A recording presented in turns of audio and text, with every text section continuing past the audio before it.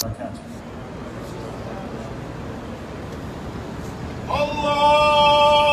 أكبر الله أكبر الله أكبر الله أكبر أشهد أن لا إله إلا الله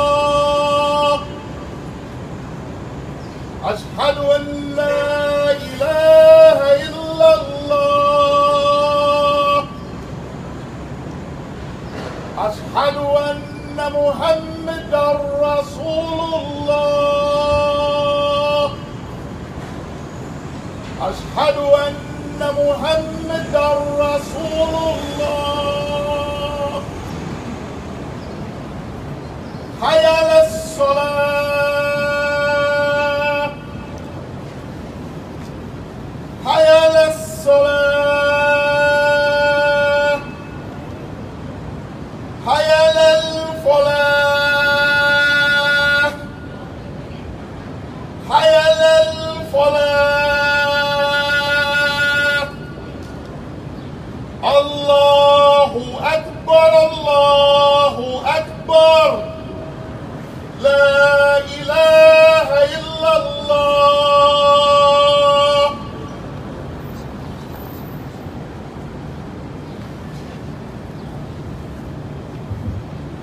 إن الحمد لله نحمده ونستعينه ونستغفره. We begin with the praise of Allah subhanahu wa ta'ala. All praise is due to Him. We praise Him, we seek His assistance, and we seek His forgiveness. ونعوذ بالله من شرور أنفسنا وسيئات أعمالنا. We seek refuge in Allah subhanahu wa ta'ala for the evil of ourselves and the consequences of our bad deeds. من يهده الله فلا مضل له. Whoever Allah guides, none can lead astray. ومن يضلل فلا هادي له. And whoever Allah leads astray, then there is no guide for him. وأشهد أن لا إله إلا الله وحده لا شريك له وأشهد أن محمدا عبده ورسوله صلى الله عليه وعلى آله وصحبه وسلم تسليما كثيرا من يوم الدين. أما بعد, I testify that there is no God worthy of worship except for Allah. He is alone and has no partners. He is the sovereign and fearless subhanahu wa ta'ala. And I testify that Muhammad ibn Abdullah sallallahu alayhi wa sallam, and the peace and blessings of Allah be upon him, is his slave and messenger. يا أيها الذين آمنوا اتقوا الله حق تقاته ولا تموتن إلا وأنتم مسلمون. Oh, you who believe, fear Allah as He ought to be feared. Be conscious of Allah subhanahu wa ta'ala at all times. And don't die except in the state of submission to Allah. Don't die except as Muslims. Brothers and sisters, today's khutbah is about a very important topic. It is a theme that is oft repeated in the Quran.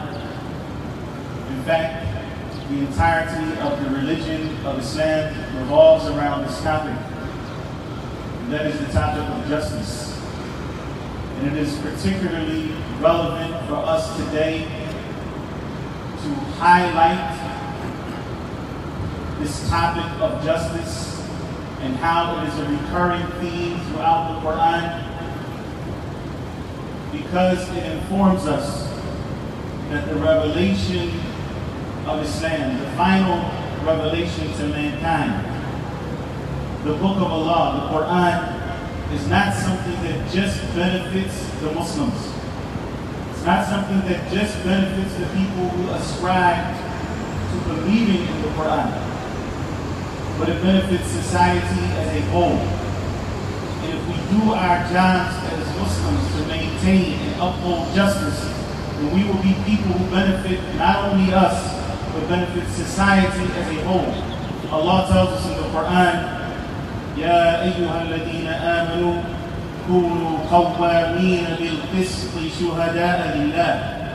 Oh, you who believe, oh, you who have faith, who have submitted to Allah, كونوا قوامين بالقسط. Stand up firmly for justice. قوامين, be custodians of justice, be upholders of justice. شهداء لله, witnesses to to Allah subhanahu wa ta'ala. Witnesses to the creator of the heavens and the earth.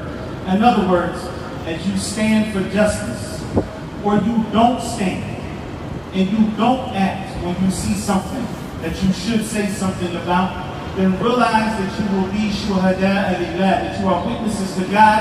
In other words, that you will have to stand in front of God and answer for your actions or your inactions. We have to be people who stand for justice. This is the command of the Quran.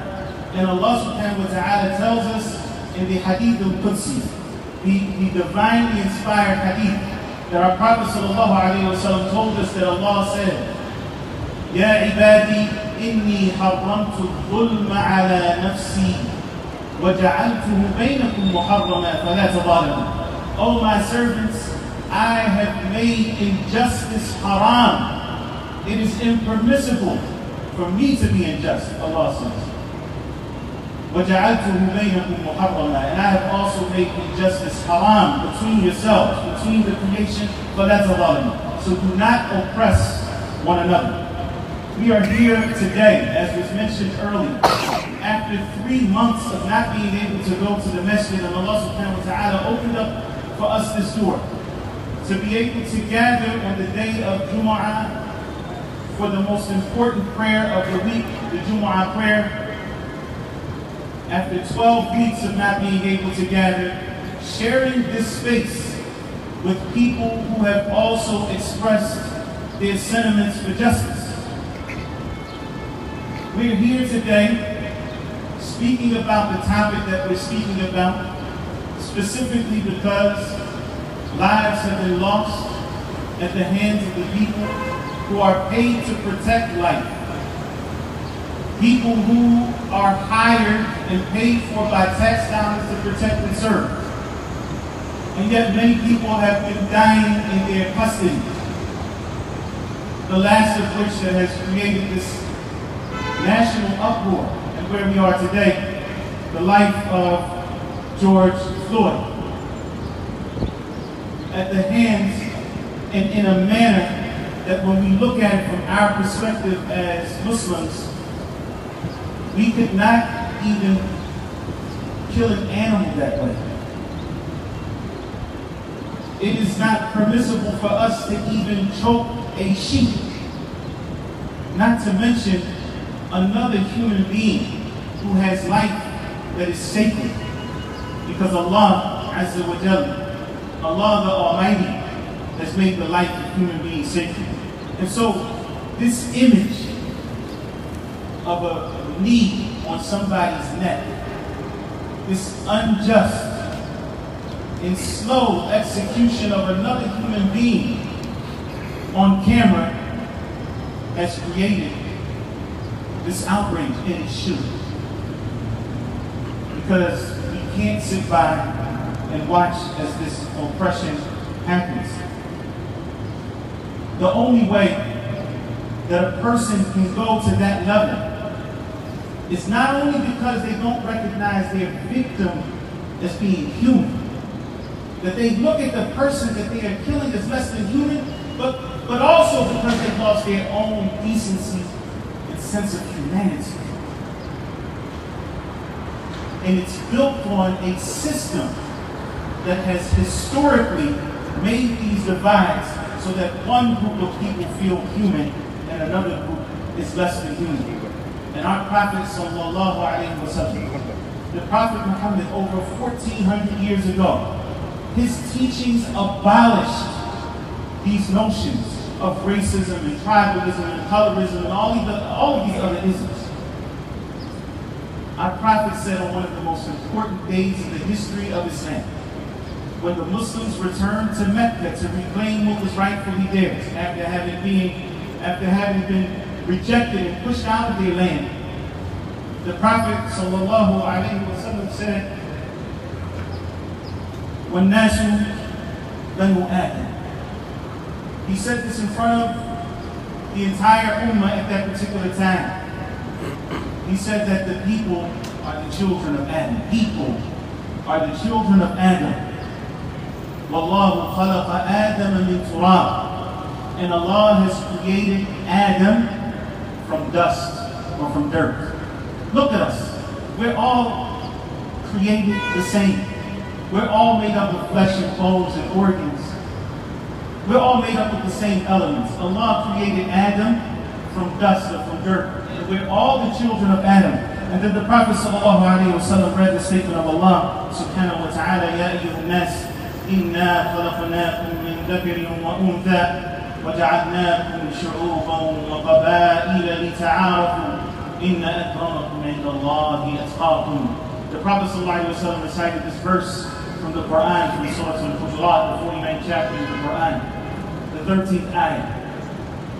Where Allah subhanahu wa ta'ala says, O mankind, إِنَّا خَلَقْنَاكُمْ مِنْ ذَكَرٍ وَأُنْثَى. We have created you from a single male and female, from Adam and Eve, and we have made from amongst you nations and tribes, so that you get to know one another. Not that you denounce your tribes. We are different. But Allah subhanahu wa ta'ala didn't create us different so that we could claim supremacy over one another, or that we oppress one another. But He created us differently so that we get to know one another. Inna akramakum inda Allahi atqakum. The most noble of you in the sight of Allah, the most honorable of you, O mankind, human beings, the most honorable of you are those who have the most taqwa, those who are most God-fearing and most God-conscious, those who fulfill the commands of God and avoid His prohibitions. That is the only thing that distinguishes us. It's not our color. It's not our backgrounds, our ethnicities, our nationalities, how good you look, or how long your hair is, or whether you're fat or skinny to the end of it. Inna akramakum inda Allah, that's all. Those of you who are most honorable in the sight of God are not white or black or brown. They are those who have the most God consciousness.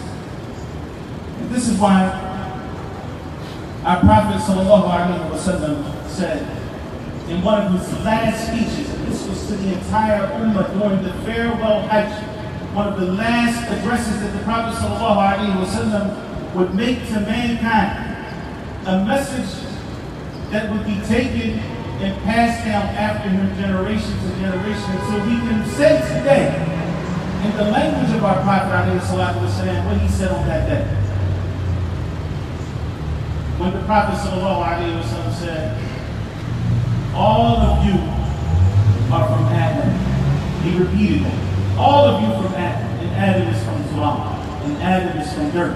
أَلَا لَا فَضْلَ لِعَرَبِيٍّ عَلَى أَعْجَمِيٍّ وَلَا أَعْجَمِيٍّ عَلَى عَرَبِيٍّ.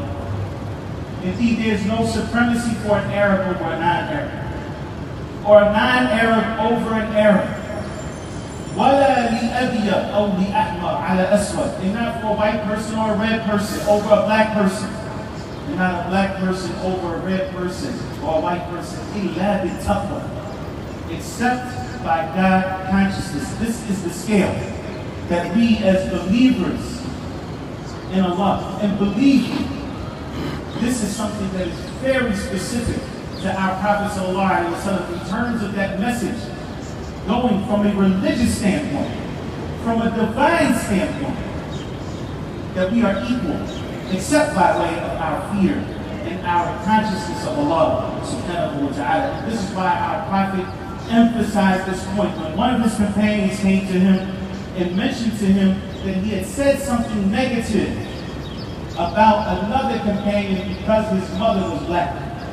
And the Prophet ﷺ said, do you shame him?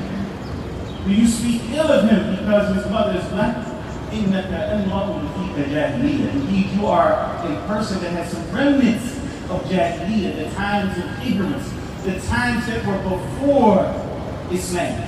That those teachings, that we are better because of our color, that we can shame somebody because of the color of their skin, that has nothing to do with Islam. It goes against the spirit of Islam. There are so many problems that we are dealing with as a nation. So many. We are, in fact, as you wear your masks and you socially distance, we're in the midst of a pandemic. The last months have been months of fear. We fear this virus, COVID-19, this thing that we cannot see, but that attacks the human being and leaves them short of breath. A virus that we're scared of because it takes away our ability to breathe. And in the midst of that, we're dealing with another virus, often unseen by the naked eye, often hidden. But it is also a virus that has led to people losing their breath. And this is the virus of racism, which has literally caused people to say, I can't breathe. But yet that virus stays on top of them and continues to attack them until they really cannot breathe anymore and until they lose their life. So we're not just dealing with one pandemic. We're dealing with the systematic virus that we're going to have to fight as a nation. This virus has caused the loss of life, of many lives. Last week it was George Floyd. And the week before that it was many others. And the years before that it was Michael Brown. And it was Tamir Rice. And it was so many others who have lost the lives that Allah has made sacred. As Muslims, we don't believe that one life is more sacred than another life inherently. Allah has revealed in the Quran that the taking of one life, this is how important life is. The gravity of taking one life unjustly is like a person has killed the entirety of mankind. And life is so important that saving one life is like you have saved the life of all of mankind. Allah subhanahu wa ta'ala said, إِنَّهُ مَنْ قَتَلَ نَفْسًا بِغَيْرِ نَفْسٍ أَوْ فَسَادٍ فِي الْأَرْضِ فَكَأَنَّمَا قَتَلَ النَّاسَ جَمِيعًا وَمَنْ أَحْيَاهَا فَكَأَنَّمَا أَحْيَا النَّاسَ جَمِيعًا. Allah revealed to those before us that whoever takes a life except as punishment for murder or for causing corruption and mischief in the land, it will be as if they have killed all of humanity. And whoever saves a life, it will be as if they have saved all of humanity. Life is sacred. And today, we specifically say that Black Lives Matter. We say that because Black people in this country have never been treated fair. And so we have to call it out and call it spade a spade. Yes, all life is sacred. Allah has made all life sacred. But this problem that we're dealing specifically with today is that Black lives have not been given that same sanctity in this country. Black lives, Black people in this country have for years, for centuries, dealt with oppression, systematic racism, and torture at the hands of the white power structure. They have been disproportionately targeted by police and harassed and face police brutality at a rate that no other people in this country face. And for that reason, it is important that we as Muslims, not just Black Muslims, but that all Muslims who believe that Allah subhanahu wa ta'ala, that our Creator has made life sacred and that He has forbidden injustice, that we all stand up and stand in solidarity to make a change in this nation. أقول قولي هذا وأستغفر الله لي ولكم فاستغفروه إنه هو الغفور الرحيم.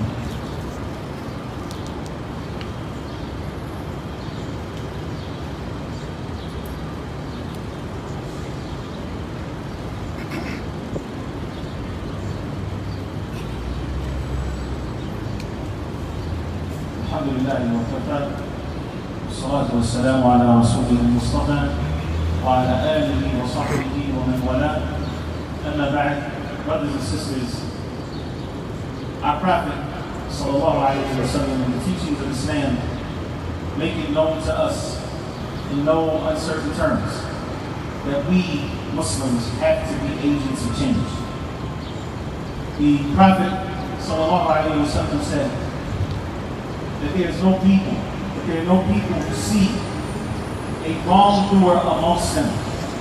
They see a zalim, somebody oppressing others amongst them, somebody who is a proponent of injustice amongst them, and they don't take him by the hand. In other words, that they don't stop his wrongdoing, except that Allah will encompass them all with punishment. We can't be complicit. We can't be, when we are complicit with injustice, that we are subjecting ourselves in totality, not just the one who's doing wrong, but we subject ourselves as a whole to divine retribution, and that's scary. And we should be afraid. And this is why our Prophet sallallahu alaihi wasallam said amongst his companions, help your brother, whether he is the oppressor or the oppressed. They said, O Messenger of Allah, we know how to help the one who's oppressed. How do we help the oppressor? What does that mean? And the Prophet ﷺ says, stop him from his oppression. Stop him from his oppression. Now, that stopping is governed by the hadith of the Prophet ﷺ, who said to us, whoever from amongst you sees evil, then let him change it with his hand. But if you can't change it with his hand, it's not in your authority to do so with your hand. Changing it with your hand is going to lead to a larger evil. Then let him change it with his tongue. And most of us have the ability to do that. The only thing that stops us many times from changing something with our tongue is that we're cowards. Is that we're scared to say something. You're around somebody who's saying something that is racist and you're silent. No, you can say something and you have to say something. Today, from today on, you can't allow that to happen in your presence. You have to take a vow to yourself that you're going to be an agent of change. The Prophet ﷺ went on to say, whoever can't do it with his tongue, then let him change it with his heart, and that is the weakest of faith. In other words, you can't be indifferent. Even if you feel like at that moment, you can't say something. You can't not feel something about it. You can't become desensitized to the racism that is systemic in this, that has become a part of the fabric of so many institutions. We can't just be silent. It's not okay. And for those of you who are privileged, don't feel bad because of your privilege. Don't feel bad. Don't feel guilty. It's not your fault, and there's nothing wrong with being privileged. If Allah created you white, you're not guilty for that.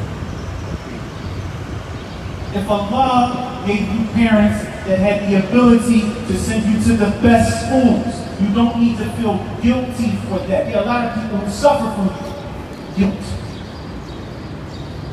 But here's the deal. It's not enough to say, I identify with the victim. We feel bad about what happened to the victim. That's not enough anymore. You who have been given that privilege, you have to be the first people to address the victimizers because they're like you. You have to be the first to confront the aggressors because they're like you. They're not like you in the sense that they hold your beliefs, obviously. But they like you and that they share a certain privilege that many other people in this society have been denied. And so when we talk about, well, what are we going to do? This problem is a centuries-old problem. It didn't happen overnight, and we're not going to just automatically change systems overnight. But we can start with ourselves. And for those of you who have political influence, you know elected officials, you know CEOs of large companies, you know people of influence, athletes, and other, you have to allow your voice to be heard. You have to take that struggle to those people who otherwise will not listen. Let your voices be heard. And let this be the wake-up call that many of us needed to affect positive change and not to allow things to just go back to the status quo. Brothers and sisters in Islam, to conclude, we must recognize that Allah subhanahu wa ta'ala has made us the caretakers of this earth. He has made us the khulafa. It may not be the reality in some places that we are in those positions to be the caretakers, but nonetheless, this is our duty. We are caretakers. Wherever we are, we should affect positive change. We cannot be bystanders. We cannot turn a blind eye to corruption and oppression. We are the caretakers of this earth. There are over 250,000 of us in this city alone. And if we were more organized, if we came together to strategize, then we definitely could affect change. But that's for the leaders to do. That is for the leaders to figure out. And we pray that Allah subhanahu wa ta'ala guides them and us to figure that out. At the same time, we can all play a role. We have to now incorporate the teachings of Islam in our social lives. The teachings of Islam are not restricted to ritual worship. It's not restricted to zakat or fasting the month of Ramadan or praying or making hajj. Islam is not restricted to that. It has to penetrate every aspect of our lives. One of our teachings is that whoever believes in Allah on the last day, let him honor his neighbor. We all have neighbors. Do our neighbors know us for our kindness, for speaking to them, for being people who contribute positively to the neighborhood, for being honest businessmen and businesswomen? Do our neighbors know us for that? How do they know us, or do they not know us at all? You know, we have a responsibility. We have a responsibility to take these teachings to the people and not let them stop at us. In fact, brothers and sisters in Islam, as we talk about this fight for justice, we talk about upholding the rights that Allah subhanahu wa ta'ala has given to people and claiming those rights, let us not forget the rights that the Creator has over us. Oftentimes, we get caught up in one struggle and we forget a larger struggle. The Creator has rights over us. The greatest of those rights is that we worship Him alone and that we don't involve ourselves in any form of idolatry. That we worship the Creator alone, that we become true slaves of Allah. And when we become slaves of Allah, we are free from bondage to His creation and to created systems. And our hope and our fear and our reliance and our trust is upon Allah alone. And it's not upon any system to give us those rights, because those rights are God-given. And when we get to that point, that is real. That is real power. And that is the highest form of nobility. That we are slaves to Allah and slaves to nothing else. That we bow down, as we're going to do in a minute, inshallah, and that we prostrate only to God, and that we don't bow to any system, and that we don't prostrate to any system, but that we stand up for justice.